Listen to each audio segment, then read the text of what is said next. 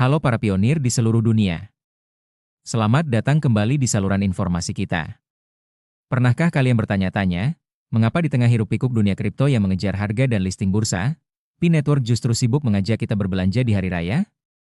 Apakah ini sekadar strategi marketing biasa untuk mencari perhatian, atau ada misi besar di baliknya?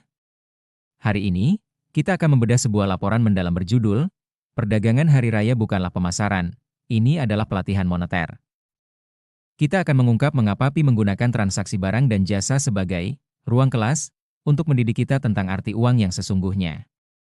Lupakan sejenak soal grafik harga. Kita akan bicara tentang bagaimana sebuah ekonomi dibangun dari akar rumput. Mengapa Pi memilih jalan yang terlihat lambat, tapi pasti ini? Mari kita bedah informasinya bersama-sama. Perdagangan hari raya bukanlah pemasaran. Ini adalah pelatihan moneter. Mengapa Pi menggunakan belanja untuk mengajarkan uang, bukan untuk menjual narasi? Ringkasan eksekutif. Sekilas, inisiatif perdagangan hari raya, Holiday Commerce Initiative, dari Pi mungkin tampak seperti kampanye pemasaran musiman. Padahal bukan. Di dalamnya tidak ada promosi harga, pengumuman bursa, exchange, hai pendaftaran, listing, janji keuntungan, return.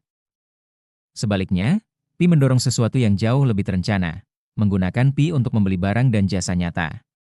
Laporan ini menjelaskan mengapa inisiatif perdagangan hari raya adalah pelatihan moneter, bukan pemasaran, dan bagaimana hal ini selaras dengan strategi jangka panjang Pi untuk membangun ekonomi sebelum membuka likuiditas.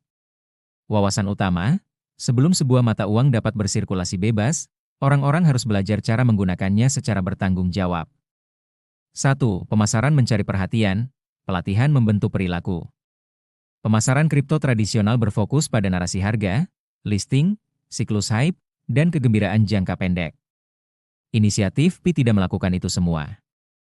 Fokusnya adalah belanja, pedagang, merchant, transaksi harian, dan pengalaman pengguna. Ini menandakan tujuan yang berbeda. Pi sedang membentuk kebiasaan, bukan menarik spekulan. 2. Mengapa Pi memilih perdagangan sebagai tempat pelatihan? Uang dipelajari melalui penggunaan, bukan teori. Orang memahami nilai ketika mereka menukar uang dengan barang, membandingkan harga, merasakan daya beli, dan mengulangi transaksi.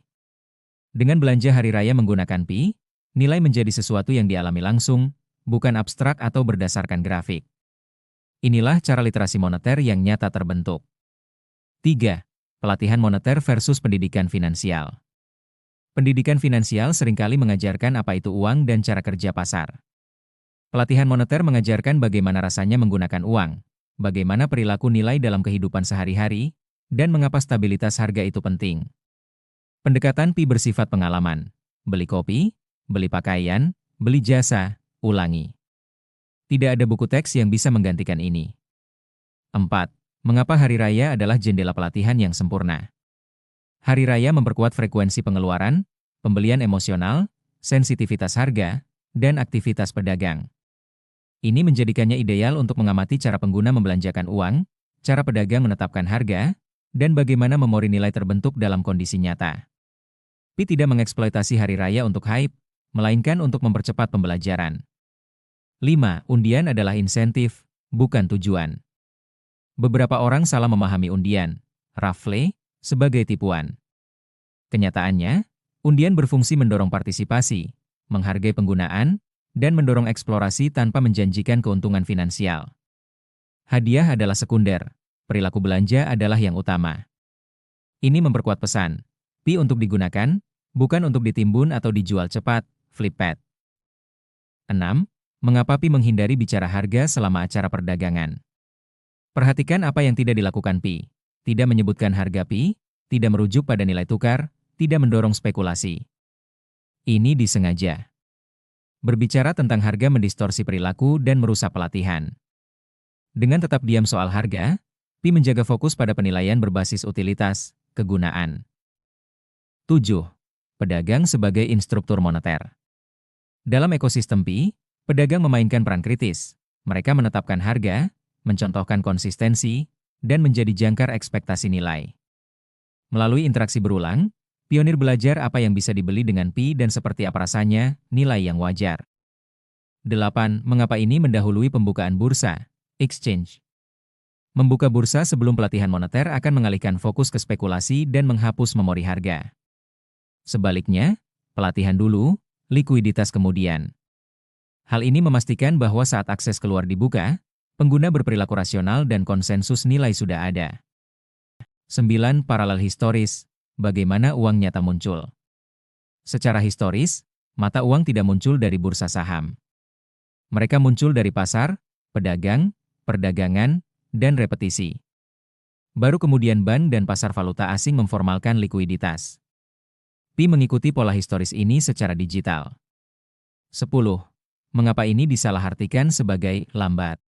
Dari sudut pandang spekulatif, belanja terlihat membosankan dan pelatihan terlihat tidak perlu. Dari sudut pandang ekonomi, membosankan berarti stabil, repetisi adalah kekuatan, dan disiplin adalah keberlangsungan hidup. Pi memilih jalan kedua. 11. Seperti apa kesuksesan perdagangan hari raya? Kesuksesan bukanlah tagar yang sedang tren atau grafik harga yang viral.